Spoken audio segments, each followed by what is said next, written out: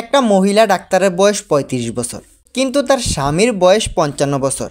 তার শারীরিক যৌন চাহিদা পুরা করার জন্য তার চেম্বারে আসা রোগীর সাথে খারাপ কাজ করতে থাকে। এই ঘটনাকে কেন্দ্র করে তারপর ঘটে যায় অনেক কিছু।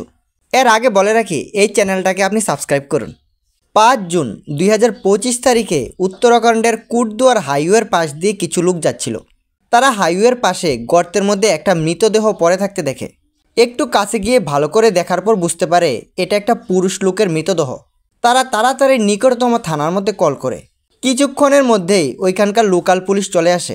মৃতদেহটিকে তল্লাশি করে দেখে তার সাথে মোবাইল ফোন বা পরিচয়পত্র কিছুই নেই, যেটা দিয়ে তারা তার পরিচয় জানতে পারবে।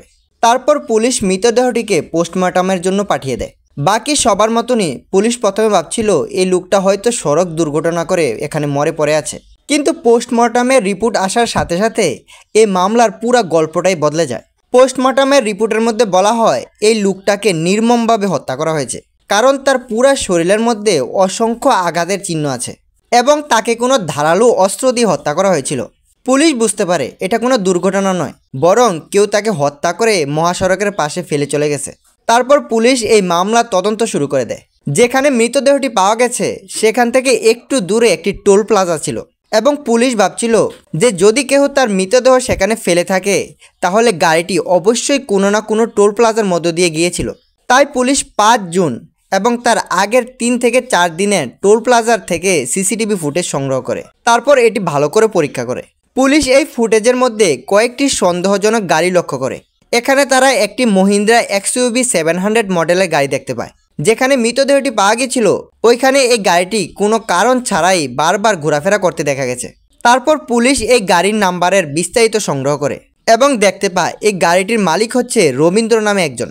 রবীন্দ্রের বাড়ি ছিল দিল্লিতে। পুলিশ তার ঠিকানা সংগ্রহ করে এবং তার বাড়িতে যোগাযোগ করে। পুলিশ আরও জানতে পারে সে তার বাড়ি থেকে কয়েকদিন ধরে পলাতক ছিল, কারণ তার অনেক টাকা ঋণ ছিল এবং তার বিরুদ্ধে একটি চেক বাউন্সের মামলা চলছিল। সে পেশায় একজন ব্যবসায়ী ছিল। পুলিশ তার পরিবারকে জানায় যে হাইওয়ের পাশে একটা লাশ পাওয়া গেছে। পুলিশ তাদেরকেও ওই মৃতদেহটার ছবি দেখায়। তার ভাই এবং পরিবারের অন্যান্য লোকেরা এই ছবিটিকে দেখে বলে এটাই তো হচ্ছে রবীন্দ্র। তারা পুলিশকে বলে অনেক আগে সে তার স্ত্রী, পুত্র, ভাই অর্থাৎ পুরো পরিবারকে নিয়ে এখানে দিল্লিতে থাকতো এবং দিল্লিতেই ব্যবসা করত।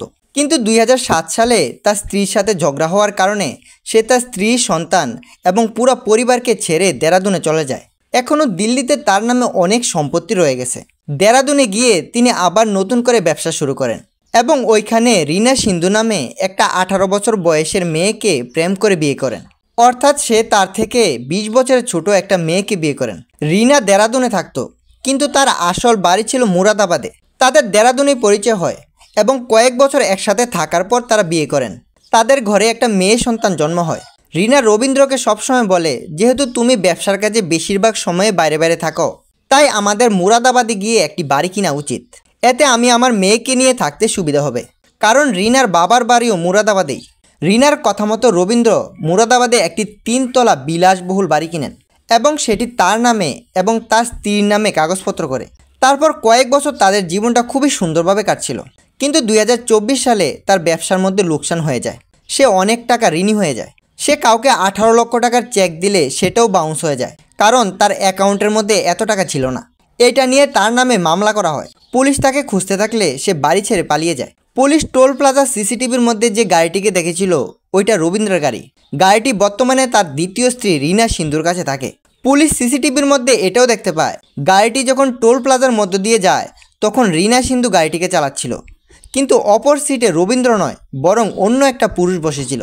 এখন পুলিশের সন্দেহ কিছুটা রিনা সিন্ধুর দিকে যেতে থাকে। পুলিশ মুরাদাবাদে রিনা সিন্ধুর ঠিকানা খুঁজে বের করে এবং তার সাথে যোগাযোগ করে। যখন রিনা সিন্ধুকে জিজ্ঞাসা করা হয় তখন সে পুলিশের সামনেই ঘাবড়ে যায় এবং সে উল্টাপাল্টা উত্তর দিতে থাকে। পুলিশ তাকে ধমকি দিয়ে কঠোর ভাষায় জিজ্ঞাসা করলে তখন সে ভেঙে পড়ে এবং স্বীকার করে রবীন্দ্র হত্যার পিছনে আর কেউ নয়, সে নিজেই জড়িত। এই হত্যার পিছনের কারণ জিজ্ঞাসা করলে সে পুলিশকে জানায় কয়েক বছর আগে রবীন্দ্র তাকে মুরাদাবাদে এই বাড়িটি কিনে দিয়েছিল। এটার দাম এখন ৩ থেকে ৪ কোটি টাকা। তারপর রিনা এই বাড়িটির প্রথম তলায় একটি ফিজিওথেরাপি সেন্টার খুলেছিল আর সাথে একটা ইউনিসেক্স সেলুনও খুলেছিলেন, যেখানে ছেলে মেয়ে উভয়ে চুল কাটতে পারে। রিনার ব্যবসা মোটামুটি ভালোই চলছিল, কিন্তু রবীন্দ্রের ব্যবসার মধ্যে অনেক ক্ষতি হয়ে গিয়েছিল, যার ফলে তাদের সব টাকা দিয়েও আরও অনেক টাকা দেনা ছিল। একদিন রবীন্দ্র রিনাকে বলে সে এই বাড়িটা বিক্রি করে দেবে এবং এর টাকা দিয়ে সে তার ঋণ পরিশোধ করবে। পরে যদি তার ব্যবসার আবার ভালো চলে তাহলে সে রিনাকে আবার একটি নতুন বাড়ি কিনে দেবে। কিন্তু রিনা কিছুতেই এই বাড়িটি বিক্রি করতে রাজি হয় না। এই বিষয় নিয়ে রবীন্দ্রের সাথে তার অনেক ঝগড়াঝাটি হয়। রিনা রবীন্দ্রকে এই বাড়িটি বিক্রি করতে না দেওয়ার পিছনে আরও একটা গভীর ষড়যন্ত্র ছিল। আসলে রিনা যখন একটি ফিজিওথেরাপি সেন্টার খুলেছিল তখন অনেক ছেলে এই সেন্টারের মধ্যে আসতো। তাদের মধ্যে পরিতোষ নামে একটি ছেলেও ফিজিওথেরাপির জন্য রিনার কাছে আসতো। আস্তে আস্তে পরিতোষের সাথে রিনার ভালো বন্ধুত্ব হয়ে যায়। তারপর বন্ধুত্ব থেকে প্রেম। রবীন্দ্র যখনই ব্যবসার কাজে বাইরে চলে যেত তখনই রিনা এবং পরিতোষ দুজনেই খারাপ কাজ অর্থাৎ শারীরিক মেলামেশা করতে থাকতো। কোনো সময় তো তারা ফিজিওথেরাপি সেন্টারের মধ্যেই শারীরিক মেলামেশা করত। পরবর্তী সময়ে ব্যবসার লোকসান হওয়ার কারণে রবীন্দ্র যখন এই বাড়িটি বিক্রি করতে বলে তখন রিনা আর পরিতোষ দুজনে মিলে প্ল্যান করে যে তারা রবীন্দ্রকে মেরে ফেলবে।